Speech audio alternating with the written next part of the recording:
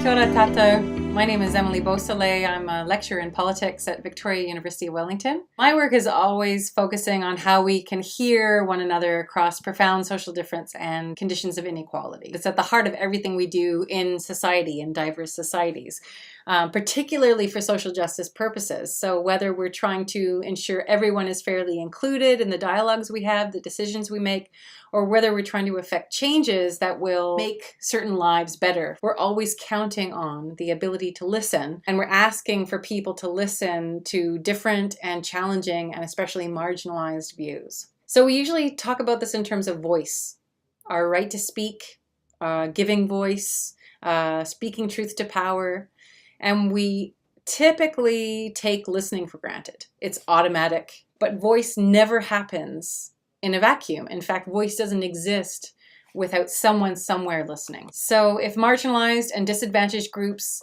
need to have a voice, need to be heard, then the rest of society, the wealthy, the powerful, have a responsibility to listen.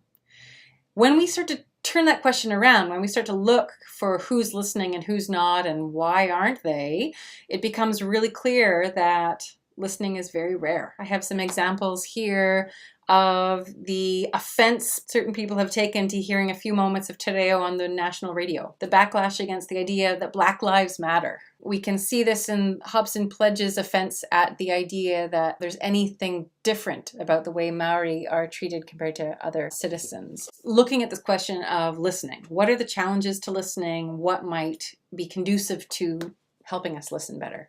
And the first part of this puzzle about the challenges is physiological. The way that we bodily process information shapes how we perceive and respond. First, as much as we'd like to think we're rational and self-aware creatures, most of our thinking is automatic or autonomic. It's unconscious.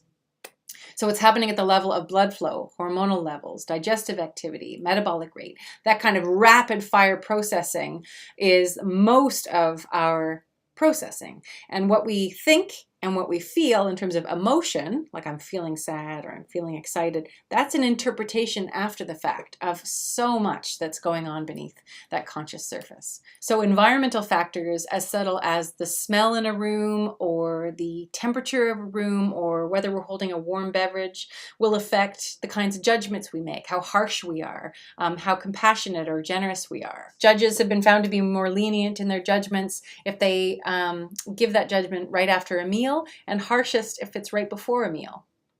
And we're more likely to approve of something or find it humorous if we're already nodding our heads in this motion or holding a pen between our teeth because it uses the musculature of a smile. So all of these are tiny examples among a huge body of scholarship that shows just how much what's happening at the bodily, at the unconscious, at the environmental level is shaping the judgments that we make, the perceptions we have. So add to that the role that unconscious memory and motivated reasoning have on how we perceive and respond. Childhood memories, and particularly memories with a strong affective emotional charge, especially traumatic memories, when processed, skip the hippocampus, the higher functioning where interpretation happens, and go through the amygdala and become part of implicit memory in the body. And we may not remember them consciously, but they absolutely structure the ways that we see, the filters that we have on the present moment. So our past, even if it's unconscious, is continually shaping how we interpret the present and how we respond to that. Add to that the role of motivated reasoning. So what we see, even what we see, not just what we think about it, is shaped by what we want to see. So people that were shown identical graphs came up with totally different numbers. They read completely different numbers if those numbers conflicted with the person's beliefs, liberal or conservative. So what we want to hear greatly affects what we're even able to perceive. When we're confronted with information that challenges what we already think, the blood flow to the frontal cortex is actually diminished. That's where all our higher processing occurs. So we make new thoughts, we can access our own knowledge, we can try out new behaviors, we're open to the unfamiliar. All of that gets truncated until we have some statement that affirms the way we think. And so that means that even indisputable evidence that we're wrong can actually provoke us to dig in our heels and defend our views more strongly. So clearly listening is a really complicated business on a physiological level. If we need socially advantaged groups to listen, then how is that social advantage shaping their ability to do so? So this isn't a matter of making excuses for these ways of seeing and not seeing, responding poorly. It's about coming to have a kind of language around the contextual factors that are shaping the perceptions and responses of the people that we're going to be engaging with, and ourselves too. If we can have a sense of what's lying behind some of these racist views and some of the challenges we're facing when we're trying to reach and transform those views, then we're going to be more effective in our approach. People in socially advantaged positions have difficulty seeing structural injustice because of three ways that advantage insulates. First, it insulates from other ways of seeing and living. Mostly we surround ourselves in people that are like us. But this is compounded for people in social advantage, a dominant group, because their values, identities, language get written into the society at large, which means they get taken for the norm. That has the effect of making our certain particular ways of being and thinking invisible to the eye, actually, just taken for granted, normal, neutral, reasonable, objective, just the way it's done, common sense. So that's one form of insulation, but also social advantage insulates from history. It forgets its own history a lot of the time. So this is most explicit in the context of colonization, a willful, active process of forgetting the fact that your home was elsewhere, the forgetting of the histories and the peoples whose home this is. Also, finally, the forgetting of the process of settlement, which contains how much violence, theft, betrayal. It's a willful forgetting of that history in order to feel at home in a place that was once not one's home. And in order to smooth away feelings of potential guilt or shame that can come with acknowledging the acts that led to that kind of dominance, that role that you've now got in that place. So Stephen Turner very famously, he's a New Zealand historian, said settlement is forgetting. Something we see in the claim that we're all Indigenous now, or we're all New Zealanders. So much so that the school system has produced generations upon generations of Kiwis that sincerely believe that this is a country with the most harmonious race relations in the world, and looks askance at people who say otherwise as like moaners or stirring up trouble, right? That's not the world that you've been brought up to think it is. So as a result of this kind of collective forgetting, this historical amnesia, settlers are, as a rule, and this is a quote from Stephen Turner, hard-pressed to know where our families originated or how they got here. That dominance of settler culture as normal, and then the forgetting of the history of how that came to be, means that settlers almost have no sense of group consciousness whatsoever. And Stephen Turner says this is like being undeveloped and inarticulate as a people. We can think about how difficult it is for white people to even think about race in this context, something you can't even see how it's shaping your life. Living without history, though, is sort of a fretful place because we want to belong somewhere. We want to know where we come from. It leads to a kind of discombobulation. James Baldwin put it in terms of being like a butterfly impaled on a pin. So like dimly or vividly aware that the history that we've told ourselves is mainly a lie, but we don't know how to release ourselves from it. This isn't just a matter of personal will or forgetfulness, just like the cloaking effect of embedding settler culture, values, identities into the society at large. That kind of forgetting is structurally produced and reinforced. Third, inhabiting positions of social advantage means you have very few experiences of being challenged. This is what entitlement, in fact, kind of means. Privilege is advantage that is seen to be legitimate. It's largely undisputed.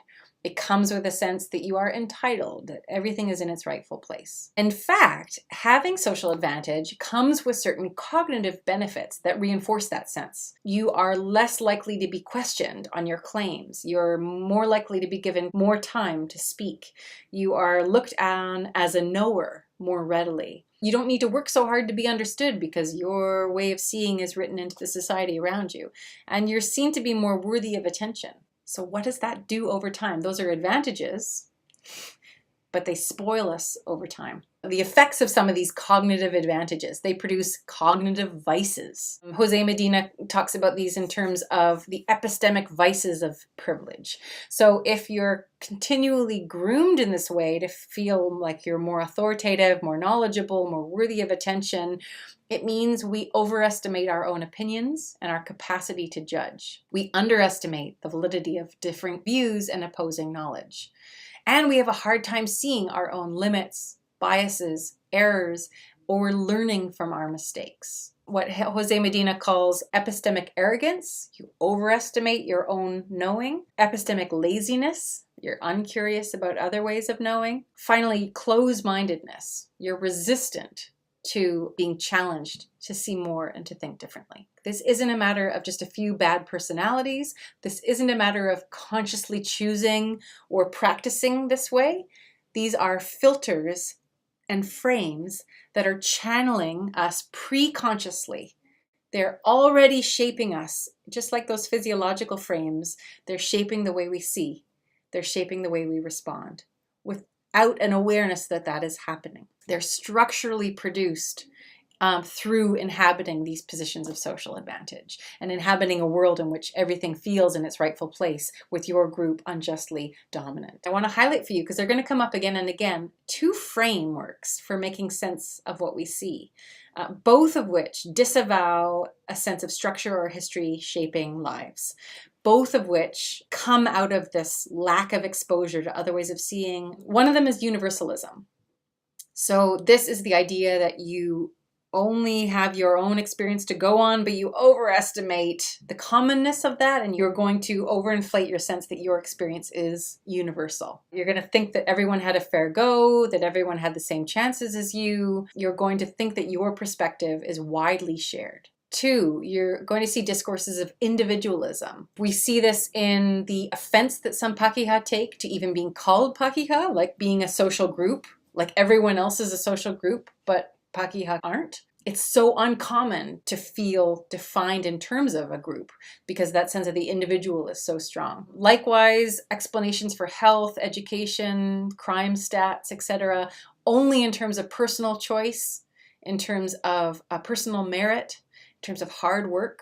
Only through the individualistic lens do these things make sense if you can't see structure and you can't see history. Perceiving talks about colonization and things like this as personal affront, that's because of that individualist discourse. We just can't get away from it. It's so hard to acknowledge and talk about issues like colonization, like racism, as collective structural issues for which we are collectively responsible. It's so easy to lapse into a sense of like, you're calling me a racist, or I'm a good person. If you are oblivious to how others are living and thinking, if you live in a world where your values, language, identity are written into the institutions, laws, and culture you live in, if you don't know the history of how that came to be possible, and you have cognitive and affective challenges when it comes to learning new things or being challenged, this means you have real difficulties in perceiving structural injustice. Moreover, you have what Jose Medina calls a meta-blindness, a blindness to one's blind spots, an insensitivity to one's insensitivities. You think you see more than you do. In short, inhabiting positions of social advantage produces certain incapacities in seeing, certain difficulties in seeing, produces the ironic outcome, Charles Mills writes, in the context of white Americans, that whites will in general be unable to understand the world that they themselves have made. So this begins to explain a lack of responsiveness, of openness among advantaged groups. They have difficulty perceiving structural injustice.